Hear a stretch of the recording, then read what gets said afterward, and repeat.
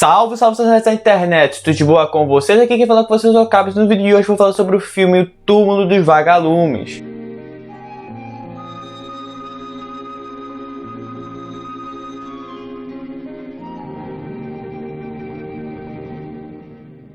Lançado em 16 de abril de 1988, em Túmulo dos Vagalumes acompanharemos a história dos irmãos Setsuko e Seita, que vivem no Japão em meio à Segunda Guerra Mundial. E após a morte da mãe em um bombardeio americano e da convocação do pai para a guerra, eles passam a morar com alguns parentes. Porém, insatisfeitos, saem da cidade e acabam num abrigo isolado na floresta, onde lutam contra a fome e as doenças e se divertem com as luzes dos vagalumes. O filme foi escrito e dirigido por Isao Takahata, sendo baseado no conto semi-autobiográfico de Akiyuki Nozaka, publicado em 1967. E bom, assim, eu vou dizer uma coisa bem interessante desse filme aqui, é de que infelizmente eu não tive tempo, né, diferente dos últimos filmes do Estúdio Ghibli aí, que eu fiz dos últimos dois, do Náusea do Vale do Vento e do Castelo no Céu que eu fiz aí, infelizmente eu não tive tempo esses dias para reassistir ele. Mas aí você vai estar se perguntando, poxa, um filme assim que você não reassistiu recentemente, você vai fazer uma análise, você vai fazer uma review, assim, você vai falar sobre ele, mas assim, é que as duas vezes que eu assisti esse filme já me marcou tanto aqui,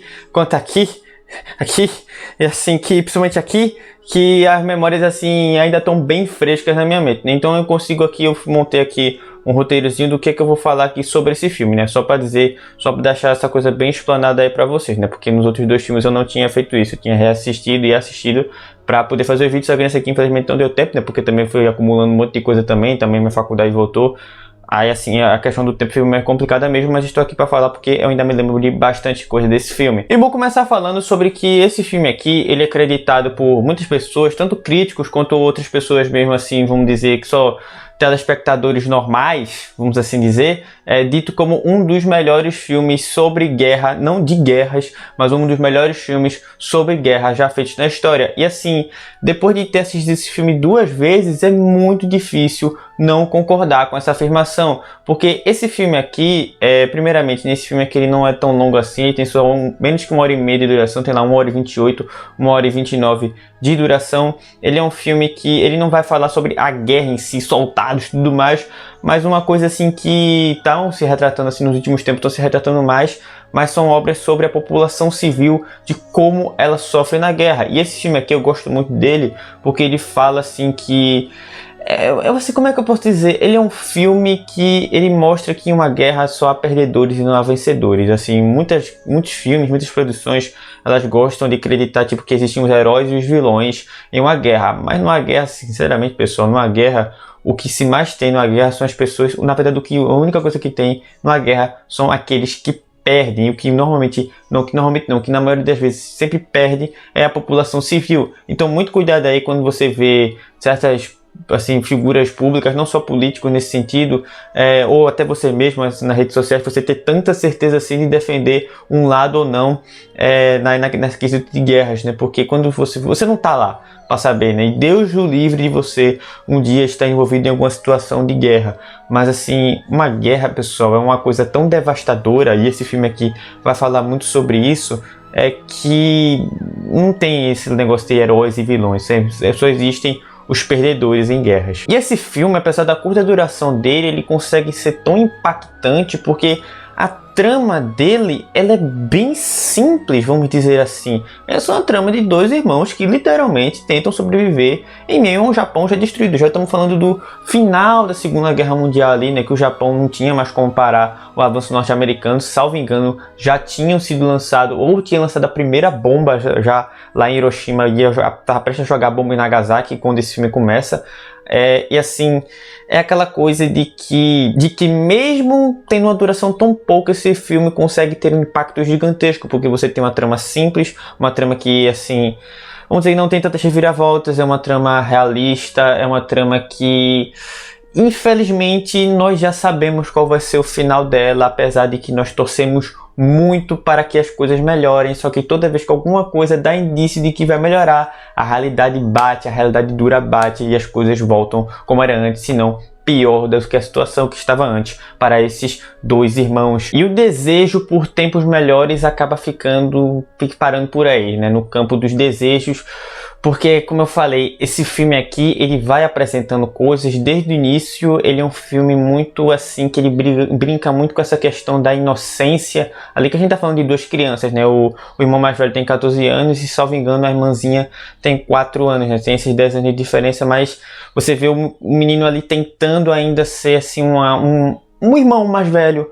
vamos assim dizer, porque ele precisa ser aquele irmão mais velho, ele precisa ajudar a irmãzinha que não consegue, né? Tadinhos ali, eles são órfãos ali de guerra, né? Porque, como falou, o pai foi pra guerra e nunca mais voltou, e a mãe acabou morrendo em bombardeios americanos. A gente também vê esse lado voltando para esse ponto de que na guerra não existem vilões nem heróis, de que uma coisa muito pouco falada, principalmente por parte dos americanos, e assim, eu não vou culpar nem nada aqui não, mas porque é ao lado deles da guerra, vamos dizer assim, de que os bombardeios americanos, tanto na Europa, na Alemanha, quanto no Japão, foram realmente coisas terríveis. Assim, se você for ver, eu posso estar falando aqui porque eu vi isso num documentário um certo tempo atrás, eu posso assim não vou dizer que está exagerando, mas na época, assim, isso aqui não é retratado no filme, isso aqui aconteceu na história, mas na época da Segunda Guerra Mundial, os Estados Unidos bombardeou Tóquio com bombas incendiárias, sendo que a maioria das casas de Tóquio eram casas de madeira, e assim os números de mortos em relação a isso foram 300 mil pessoas. Você teve os bombardeios de Dresden, da Alemanha também, que foram uma coisa tipo assim, cara, por que vocês bombardearam Dresden?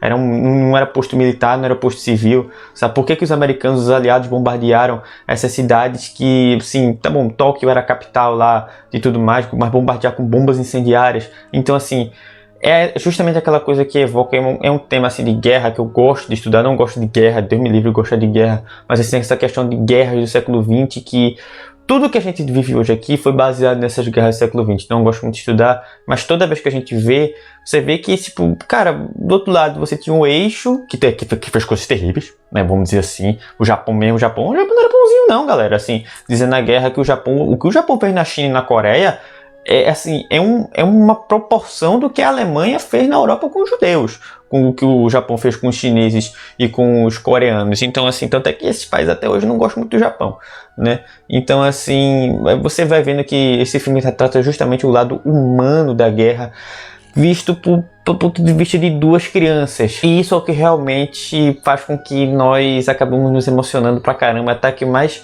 duro, mais pedregoso, mais cactuoso, espinhento o coração amoleça por um breve período, porque esse filme aqui realmente consegue pegar justamente nesse ponto de que é uma trama básica, simples, só que universal, e que é aquela coisa, você quer que as coisas melhorem, só que elas não vão melhorar. E nós sabemos o final da história. E quando esse final da história chega, é um impacto, é uma coisa assim que... o Isao Takahata, eu gosto muito dele, porque os meus filmes favoritos de Studio Ghibli são Túmulo dos Vagalumes e O Conto da Princesa Kaguya, que são filmes de Isao Takahata. Eu gosto muito do Hayao Miyazaki, só que o estilo do Isao Takahata, ele puxa muito mais pro lado do drama, ele pega as coisas e pega muito para baixo, é uma coisa muito mais sentimental nesse ponto. Então, nesse filme aqui, não foi o primeiro filme dirigido por ele, tá bom? Eu já tinha dirigido alguns outros filmes, tanto é que ele tem dirigido, acho que o Horus, O Príncipe do Sol, e o Hayao Miyazaki tinha sido diretor de animação desse filme, então foram ali que eles se conheceram pela primeira vez, né? Então, se trabalharam juntos pela primeira vez, foi ali, Isao Takahata e o Hayao Miyazaki. Mas assim, o Isao Takahata consegue fazer muito isso, porque quando chega o final, é simples da forma que é executado, mas mesmo assim, pega pra caramba.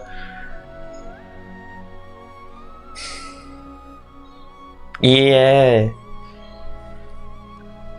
é complicado.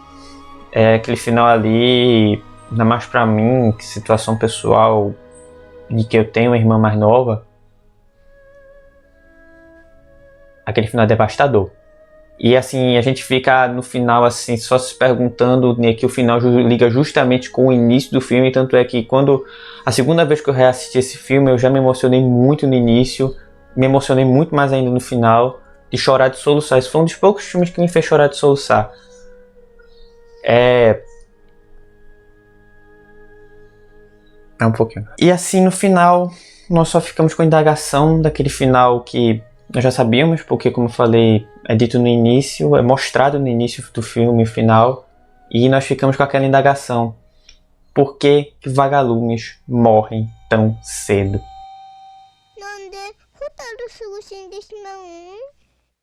Então é isso aí, pessoal. Eu espero que vocês tenham gostado do vídeo. Se gostou, deixa o like, se inscreve no canal, ativa o sininho de notificações. Vídeos novos toda semana. Se você quer saber notícias de animes e mangás, promoções de jogos independentes, me segue lá no Twitter, @cabesotomundo. Sempre tô postando coisa lá de manhãzinha, sempre tá saindo posts novos. Mas então é isso, pessoal.